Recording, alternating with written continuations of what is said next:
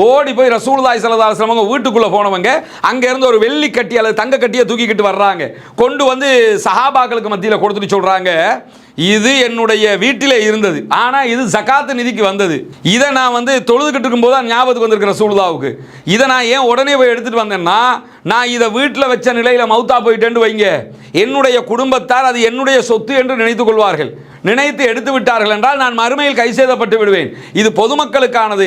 அதுதான் தொழுது முடிச்சதோட நினைவு வந்துச்சுப்பா, ஓடி போய் எடுத்துக்கிட்டு வந்துட்டேன் என்று சொல்லி அல்லாஹ்வுடைய தூதர் ஸல்லல்லாஹு அலைஹி வஸல்லம் அவர்கள் பள்ளிவாசலுக்கு பொது நிதிக்கு சொந்தமான சொத்து ஒன்று தன்னுடைய வீட்டிலே இருக்கிறது, அதை போய் எடுத்து விட்டு வருகிறார்கள். இந்த காலத்தில் இருந்தால் எப்படி இருக்கும், நம்ம ஆக்களாக இருந்தால் எப்படி இருப்பாங்க, சில இடங்களில் நீங்கள் பார்க்கலாம்.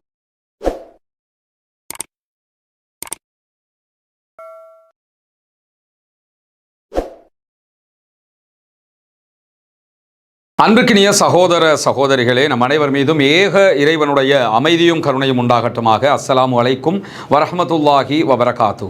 தொடர்ச்சியாக புனிதமிக்க ரமதானுடைய மாதத்திலே இரவு தொழுகைகளை முடித்ததற்கு பிறகு நபிகள் நாயகம் ஸல்லல்லாஹு அலைஹி வஸல்லம் அவர்களுடைய வாழ்நாட்கள் எப்படி கழிந்திருக்கின்றன, ரசூலுல்லாஹி ஸல்லல்லாஹு அலைஹி வஸல்லம் அவர்கள் உலகத்தில் தோன்றிய தலைவர்களில் எப்படி வித்தியாசப்பட்டு தென்படுகிறார்கள், நபிகள் நாயகத்தை நாம் ஏன் பின்பற்ற வேண்டும், நபிகள் நாயகம் ஸல்லல்லாஹு அவர்கள் தன்னுடைய வாழ்நாளில் எப்படி அப்பழுக்கற்ற ஒரு தனிப்பெரும் தலைவராக வாழ்ந்து காட்டி இருக்கிறார்கள் என்கிற செய்திகளைத்தான் தொடர்ச்சியாக நம்ம பார்த்து வர்றோம். அந்த அடிப்படையில் இன்றைய நாளிலும் நபிகள் நாயகம் ஸல்லல்லாஹு அலைஹி வஸல்லம் அவருடைய வாழ்க்கையில் நடைபெற்ற மிக முக்கியமான சில செய்திகளை பார்க்க இருக்கிறோம். குறிப்பாக ரசூலுல்லாஹி ஸல்லல்லாஹு அலைஹி வஸல்லம் அவர்கள் ஏற்கனவே நம்ம படித்த மாதிரி 2 தலைமைத்துவங்களை கையிலே வைத்துக் கொண்டிருந்தார்கள். 2 ஆட்சி பீடங்கள், அதிகார பீடங்கள் ரசூலுல்லாஹ்விடத்தில் இருந்தது. ஒன்று, இறைவனுடைய இறுதி இறை தூதராக ரசூலுல்லாஹ் இருக்கிறார்கள். எனவே தூதுத்துவம் என்கிற அதிகார பீடம் ரசூலுல்லாஹ்விடத்தில் இருக்கிறது. இரண்டாவதாக நபிகள் நாயகம் ஸல்லல்லாஹு அலைஹி வஸல்லம் அவர்கள் நாட்டினுடைய ஜனாதிபதியாக இருக்கிறார்கள். அதுவும் தனிப்பெரும் ஜனாதிபதியாக இருக்கிறார்கள். எதிர்க்கட்சி கிடையாது, கேள்வி கேட்கறதுக்கு ஆள் கிடையாது. ஆட்சியில் ஜனாதிபதியாக இருந்தாலே அந்த காலத்தில் கேள்வி கேட்க முடியாது. இவங்க பிளஸ் ஆன்மீக தலைவராக இருக்கிறாங்க. ஆன்மீக தலைவர்கிட்ட யாராவது கேள்வி கேட்பாங்களா? கேள்வியை கேட்க மாட்டாங்க. அதெல்லாம் சரியா தான் இருக்கு, அவர் சொன்னா பிழையா இருக்குமாங்கிற மாதிரி இருந்துருவாங்க. இந்த மாதிரியான ஒரு 2 அதிகார பீடங்களை நபிகள் நாயகம் ஸல்லல்லாஹு அலைஹி வஸல்லம் அவர்கள் கையிலே வைத்துக் கொண்டிருந்த நிலையில் எந்த சந்தர்ப்பத்திலும் அல்லாஹ்வுடைய தூதர் ஸல்லல்லாஹு அலைஹி வஸல்லம் அவர்கள் தன்னுடைய ஆட்சியில் அரச கருவூலத்திலிருந்து சம்பளமாகவோ சும்மாவோ பொருளை, எந்த ஒரு பணத்தையோ பொருளையோ தான் சம்பளமாக பெற்றுக்கொள்ளவில்லை, தான் பரிசாக பெற்றுக்கொள்ளவில்லை என்பது ஒரு கணக்கு. தனக்கு பின்னால் தன்னுடைய குடும்பத்தினரும் இதிலிருந்து எதையுமே எடுக்கக்கூடாது, அவர்களுக்கு அது தடை செய்யப்பட்டது என்கிறத டிக்ளேர் பண்ணிவிட்டு போன உலகத் தலைவர்களில் இவரை தவிர நீங்கள் யாரையுமே பார்க்க முடியாது. நானும் அனுபவிக்க மாட்டேன், என்னுடைய குடும்பத்தை சேர்ந்த யாருமே இதை அனுபவிக்க கூடாது என்று ரசூலுல்லாஹ் கட்டளையிடுகிறார்கள். குறிப்பாக சஹீஹுல் புகாரிலே வரக்கூடிய ஒரு அழகான செய்தியை பாருங்க. நபிகள் நாயகம் ஸல்லல்லாஹு அலைஹி வஸல்லம் அவர்கள் ஒரு முறை பள்ளிவாசலுக்குள்ள நிறைய பேரிச்சம்பழங்கள் குவித்து வைக்கப்பட்டிருக்கு. ரசூலுல்லாஹ்வுடைய பள்ளிவாசல் எப்படி இருக்கும்னு கேட்டா, அதுதான் தொழுகை நேரத்தில் பள்ளிவாயல், ஆட்சி பீடத்தின் தலைமை பீடம் அதுதான், தலைமைச் செயலகமாக அதுதான் செயல்படும், தண்டனை கொடுக்கக்கூடிய சிறை கூடமாக அதுதான் செயல்படும், உதவி செய்யக்கூடிய இடமாகவும் அதுதான் செயல்படும், எல்லாமாகவும் அது செயல்படும். அப்படியான நேரத்தில் தர்மமாக கிடைத்த ஒரு தொகை பேரிச்சம்பழங்கள் மஸ்ஜிது நபவிக்குள்ள குவிக்கப்பட்டிருக்கிறது. அப்படி குவிச்சு வச்சிருக்கும் போது ரசூலுல்லாஹ்வுடைய பேர பிள்ளைகள் ஒரு பிள்ளை ஹசன் அல்லது ஹுசைன் என்ன பண்றாங்கன்னு கேட்டால், அவர் சின்ன பிள்ளை, அவர் துருதுன்னு ஓடி போய் பேரிச்சம்பழம் தானே இருக்க, எடுத்து ஒன்று வாயில போட்டுக்கிறோம்னு. அப்படி பசங்க சின்ன பிள்ளைகள் போடுவாங்களா, நோம்பு காலத்தில் பள்ளிக்குள்ள வச்சிருப்போம், யாரும் எடுத்து வாயில போட பார்ப்பாங்க. இல்லைன்னா கொஞ்சம் சாக்லேட் இருக்குது, டொஃபி இருக்குதுன்னா எடுத்து வாயில போட்டுக்குருவாங்களா இல்லையா? இது மாதிரி அந்த குழந்தையும் என்ன பண்றாருன்னு கேட்டா, பேரிச்சம்பழத்தை எடுத்து சின்ன பிள்ளை அவங்க சாப்பிட்டுறாங்க. வாயில போட்டதோட அல்லாஹ்வுடைய தூதர் ஸல்லல்லாஹு அலைஹி வஸல்லம் அவங்க வேகமாக ஓடி போய் துப்பு துப்பு துப்புன்னு சொல்லி துப்ப வைக்கிறாங்க. வாய்க்குள்ள விரலை விட்டு, சில ஹதீஸ்கள்ல வாய்க்குள்ள விரலை விட்டு ரசூலுல்லாஹ் வெளியே எடுத்தாங்க. வெளியே எடுத்து விட்டு அத்தோட நிறுத்தல. என்ன சொன்னாங்கன்னு கேட்டா, நபிகளார் ஸல்லல்லாஹு அலைஹி வஸல்லம் அவருடைய குடும்பத்தாருக்கும் நபிகளாருக்கும் இந்த பொருட்கள் ஆகுமாக்கப்பட்டதல்ல, நமக்கு இது ஹலால் இல்லை, நம்ம இதை சாப்பிடக்கூடாதுங்கிறது உங்களுக்கு தெரியாதா? இது பள்ளிவாசலுக்கு ஏழைகளுக்காக வந்தது, நம்ம இதில் கை வைக்கவே கூடாது அப்படின்னு சொல்லி ரசூலுல்லாஹி ஸல்லல்லாஹு அலைஹி வஸல்லம் அவர்கள் சொல்லுகிறார்கள். கொஞ்சம் யோசிச்சு பாருங்க. இன்றைக்கு இருக்கக்கூடிய தலைவர்கள், இன்றைக்கு இருக்கக்கூடிய நிர்வாகிகள், இன்றைக்கு இருக்கக்கூடிய பல பள்ளிவாசல்களின் தலைவர்களை இதோட நம்ம ஒப்பிட முடியுமா? இன்னைக்கு நம்ம நாட்டில் இருக்கக்கூடிய எத்தனை ட்ரஸ்ட், எத்தனை நிறுவனங்கள்ல எவ்வளவு பிரச்சனைகள் இருக்கிறது. கஃபூரியா பொது சொத்து, அது எங்க சொத்துன்னு எடுத்துக்கிட்டு போயிட்டாங்க. அதே மாதிரி ட்ரிங்கோமலை ரசூல் ட்ரஸ்ட், அது எங்க சொத்துன்னு சொல்லி வழக்கு பேசிக்கிட்டு இருக்கிறாங்க.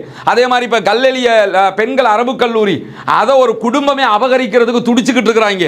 பொதுமக்களுக்கு இலங்கை வரலாற்றில் இலங்கை மக்களுக்காக உருவாக்கப்பட்ட பெண்கள் அரபு கல்லூரியில் மிக முக்கியமான ஒரு கல்லூரி, பிளஸ் அரசாங்கத்தினுடைய முழுமையான ஆதரவு பெற்ற செமி கவர்மெண்ட் வேற ஜாகிரா காலேஜ் மாதிரி அரசாங்கத்தினுடைய இலவச பாட புத்தகங்கள் அந்த கல்லூரிக்கு கிடைக்கும், அரசாங்கத்தினுடைய முழுமையான அனுசரணை கிடைக்கும். இப்படி எந்த ஒரு அரபு கல்லூரியும் இலங்கையில் கிடையாது. அந்த அரபு கல்லூரியை மொத்தமாக ஆட்டையை போடுறதுக்கு ஒரு குடும்பம் தடுமாறிக்கிட்டு இருக்கிறாங்க. அதுக்குன்னு சொல்லி ஓடி அலைஞ்சிக்கிட்டு இருக்கிறாங்க. அது எங்க சொத்துன்னு கிடக்குறாங்க. எவ்வளவு வீம்பு மன அழுத்தம் இருந்தால் இப்படியான பொது சொத்துக்களை எல்லாம் எடுப்பதற்கு அச்சப்படணுமா இல்லையா? அசால்ட்டா பொதுமக்களுடைய சொத்துக்களை இது எங்களுடைய சொத்துன்னு அபகரிச்சுக்கிறான். அவ்வளவு பெரிய மதரசாவை ஆட்டையை போடுற அளவுக்கு மனசு வருதுன்னு சொன்னா அவங்க கிட்ட போய் இந்த பேரிச்சம்பழத்தில் ஹதீஸை சொன்னா அவன் ஏத்துக்குவானா? ரசூலுல்லாஹி ஸல்லல்லாஹு அலைஹி வஸல்லம் அவருடைய நடைமுறையை சொன்னா அவன் ஏத்துக்கிற நிலையில இருப்பானா? இருந்திருந்தா இந்த வேலைகளை பண்ணுவாங்களா? யோசிச்சு பாருங்க. சாதாரணமாக அல்லாஹ்வுடைய தூதர் ஸல்லல்லாஹு அலைஹி வஸல்லம் அவர்கள் பொது சொத்திலிருந்து தன்னுடைய பிள்ளைகளோ தானோ பேர பிள்ளைகளோ யாருமே எடுக்கக்கூடாது என்கிறார்கள். ரசூலுல்லாஹும் எடுக்கல. பொது சொத்தை நெருப்பு மாதிரி பார்க்குறாங்க. ஆனால் இங்கே இருக்கிறவன் பூரா பொது சொத்தை அபகரிச்சுக்கிட்டே இருக்கிறாங்கிறத பார்க்குறோமா இல்லையா? இந்த மாதிரி ரசூலுல்லாஹி ஸல்லல்லாஹு அலைஹி வஸல்லம் உடைய வாழ்க்கை முறை கலந்திருக்கிறது. ஒரு பேரிச்சம்பழத்தை கூட தன்னுடைய பேரப்பிள்ளை தவறுதலாக கூட வாயிலே போட்டுவிடக் கூடாது என்பதில் கவனமாக இருந்திருக்கிறார்கள் என்றால் அல்லாஹ்வுடைய தூதர் ஸல்லல்லாஹு அலைஹி வஸல்லம் உடைய வாழ்க்கை எவ்வளவு அப்பழுக்கற்ற வாழ்க்கை என்பதை புரிந்து கொள்ளுங்கள். அதே போன்றுதான் சஹீஹுல் புகாரில் வரக்கூடிய இன்னும் ஒரு நபிமொழியை நீங்க பாருங்க. ஒரு நாள் தொழுகை முடிச்சிட்டு சஹாபாக்கள் எல்லாம் அமர்ந்து கொண்டிருக்கும் போது விறுவிறுன்னு ரசூலுல்லாஹ் சஹாபாக்களுடைய பிடரிகளை தாண்டி சென்று கொண்டிருக்கிறார்கள். பிடரிகளை தாண்டி செல்றாங்கன்னா தொழுகை நடத்துகிற இமாம் இந்த பக்கம் இருக்கிறாருன்னா மாமும்கள் அந்த பக்கம் பார்த்துக்கிட்டு தானே இருப்பாங்க. அவர் எழும்பி அப்படி அவங்களை தாண்டி பின்னாடி போறாரு. ஓடி போய் ரசூலுல்லாஹி ஸல்லல்லாஹு அலைஹி வஸல்லம் வீட்டுக்குள்ள போனவங்க அங்க இருந்து ஒரு வெள்ளி கட்டி அல்லது தங்க கட்டியை தூக்கிக்கிட்டு வர்றாங்க. கொண்டு வந்து சஹாபாக்களுக்கு மத்தியில் கொடுத்துட்டு சொல்றாங்க, இது என்னுடைய வீட்டிலே இருந்தது, ஆனால் இது ஜகாத்து நிதிக்கு வந்தது. இதை நான் தொழுதுகிட்டு இருக்கும்போது தான் ஞாபகத்துக்கு வந்திருக்கிற ரசூலுல்லாஹ்வுக்கு. இதை நான் ஏன் உடனே போய் எடுத்துட்டு வந்தேன்னா, நான் இதை வீட்டில் வச்ச நிலையில் மௌத்தா போயிட்டேன்னு வைங்க, என்னுடைய குடும்பத்தார் அது என்னுடைய சொத்து என்று நினைத்துக் கொள்வார்கள். நினைத்து எடுத்து விட்டார்கள் என்றால் நான் மறுமையில் கை செய்தப்பட்டு விடுவேன். இது பொதுமக்களுக்கானது. அதுதான் தொழுது முடிச்சதோட நினைவு வந்துச்சுப்பா, ஓடி போய் எடுத்துக்கிட்டு வந்துட்டேன் என்று சொல்லி அல்லாஹ்வுடைய தூதர் ஸல்லல்லாஹு அலைஹி வஸல்லம் அவர்கள் பள்ளிவாசலுக்கு பொது நிதிக்கு சொந்தமான சொத்து ஒன்று தன்னுடைய வீட்டிலே இருக்கிறது, அதை போய் எடுத்து விட்டு வருகிறார்கள். இந்த காலத்தில் இருந்தால் எப்படி இருக்கும்? நம்ம ஆக்களாக இருந்தால் எப்படி இருப்பாங்க? சில இடங்களில் நீங்கள் பார்க்கலாம், பள்ளிவாசலுக்குரிய காசாக இருக்கும், பள்ளிவாசலுக்குரிய சொத்தாக இருக்கும். அது தலைவரை வீட்டில் வச்சுருக்கிறோம் அப்படிம்பாங்க. ஏன் தலைவரை வீட்டில் வச்சுருக்கிறீங்க அப்படின்னு கேட்டால், இல்லை தலைவரை வீட்டில் பாதுகாப்பாக இருக்கும்ல, அதுக்கு தான் கொண்டு போய் வச்சுருக்கிறோம். ஆனால் பள்ளிவாசலே பாதுகாப்பு இல்லைன்ற நிலைமை இருக்குதா?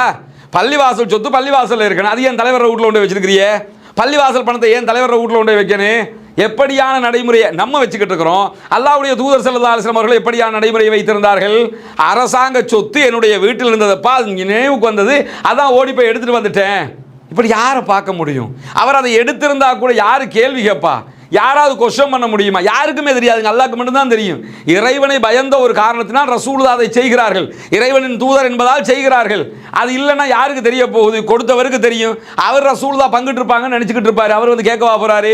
ஆனால் நினைவு வந்ததோடு ஓடி போய் வீட்டில இருந்து எடுத்துக்கிட்டு வர்றாங்கன்னா அல்லாஹ்வுடைய தூதர் ஸல்லல்லாஹு அலைஹி வஸல்லம் அவர்கள் பொது பணத்தில் எந்த இடத்திலையுமே கை வைப்பதற்கு துணியவில்லை, நினைத்து கூட பார்க்கவில்லை, கிஞ்சிற்றும் அதை கற்பனை கூட செய்யவில்லை என்பதை புரிந்து கொள்ள முடிகிறதா இல்லையா? எப்படியான தலைவர்? இதுதான் அப்பழுக்கற்ற தலைமைத்துவம் என்பது. உலக வரலாற்றிலே நபிகள் நாயகம் ஸல்லல்லாஹு அலைஹி வஸல்லம் அவர்கள் செய்ததை போன்ற ஒரு பிரகடனத்தை எந்த ஒரு தலைவர்களும் செய்யவில்லை என்பதை நாம் உணர்ந்து கொள்ள வேண்டும். அது என்ன பிரகடனம் தெரியுமா? ஜகாத்து நிதி.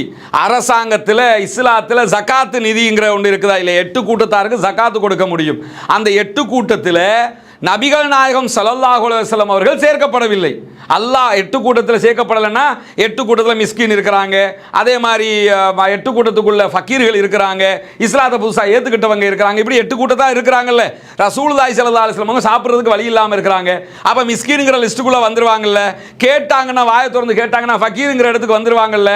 ஆனால் அல்லாஹ்வுடைய தூதர் ஸல்லல்லாஹு அலைஹி வஸல்லம் அவர்கள் ஜகாத்துடைய எந்த வட்டத்துக்குள்ளும் தானும் தன்னுடைய குடும்பமும் வந்துவிடக் கூடாது என்றும், எனக்கு ஜகாத்து பெறுவதற்கு அனுமதிக்கப்படவில்லை, என்னுடைய குடும்பத்தார் யாருக்கு அனுமதிக்கப்படவில்லை, உலகம் அழிகிற வரைக்கும் என்னுடைய பரம்பரையைச் சேர்ந்த யாருக்கும் ஜகாத் நிதிகளை பெறுவது ஆகுமானது அல்ல என்று ரசூலுல்லாஹ் டிக்ளேர் பண்ணிட்டாங்க. அதுக்கு ஒரு முக்கியமான காரணமும் இருக்குது. என்னன்னா, நான் ரசூலுல்லாஹ்வுடைய பரம்பரை, நாங்க முகமது நபியோட வழிவாரு, நாங்க ரசூலுல்லாஹி ஸல்லல்லாஹு அலைஹி வஸல்லம் உடைய குடும்பத்தை சேர்ந்தவங்க அப்படின்னு சொல்லியே கோடிக்கணக்கு சொத்து அடிச்சிட்டு மாறுவாங்க, அப்படின்னு சொல்லியே வசூல் பண்ணிக்கிடுவாங்க, இந்த மாதிரி காரியங்களை பண்ணிடுவாங்கங்கிற ஒரு காரணத்துக்காக.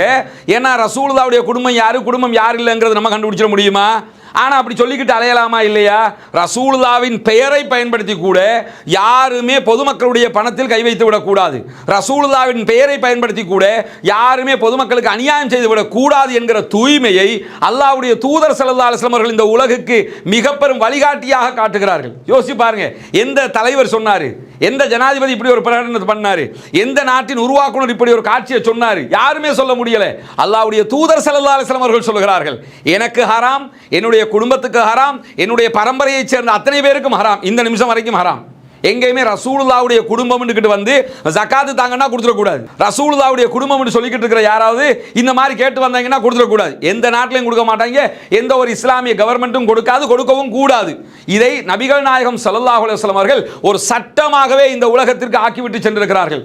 எனக்கும் தராதீங்க, என்னுடைய குடும்பத்துக்கும் தராதீங்க என்று சொல்லி பொதுமக்களுடைய பணத்தை தர வேண்டாம் என்று சொன்ன ஒரே ஒரு தலைவர் இருப்பார்கள் என்று சொன்னால் அது அண்ணலம் பெருமகனார் நபிகள் நாயகம் ஸல்லல்லாஹு அலைஹி வஸல்லம் அவர்கள் மாத்திரமாகத்தான் இருக்க முடியும் சகோதரர்களே.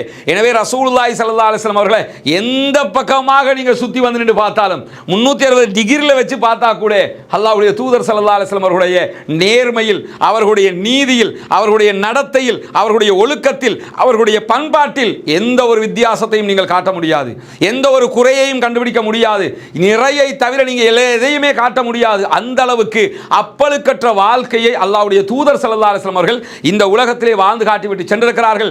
நாம் ஏற்றுக்கொண்டிருக்கக்கூடிய தூதர் பொதுமக்களுக்காக வாழ்ந்தவர், பொதுமக்களின் பணத்தை பாதுகாத்தவர், தனக்கோ தன்னுடைய குடும்பத்திற்கோ தேவை இருந்தும் எடுத்துக்கொள்ளாதவர் என்பதை ஆழமாக மனதிலே பதித்துக் கொள்ளுங்கள். நமக்கெல்லாம் தெரியும், கடந்த ரமலானுடைய மாதத்தில் இஸ்லாத்தை ஏற்றுக்கொண்ட ஒரு 14 குடும்பங்களுக்கான வீடுகளை கட்டுகிற ஒரு பணியை நம்ம ஆரம்பிச்சிருந்தோம். அல்லாஹ்வினுடைய உதவியால் நீங்கள் செய்த தான தர்மங்கள், ஜகாத் நிதிகளால் அல்ஹம்துலில்லாஹ் 5 குடும்பங்களுக்கான வீடுகள் முழுமையாக கட்டி கொடுக்கப்பட்டு அவர்களுடைய கைகளிலேயே ஒப்படைக்கப்பட்டு விட்டது.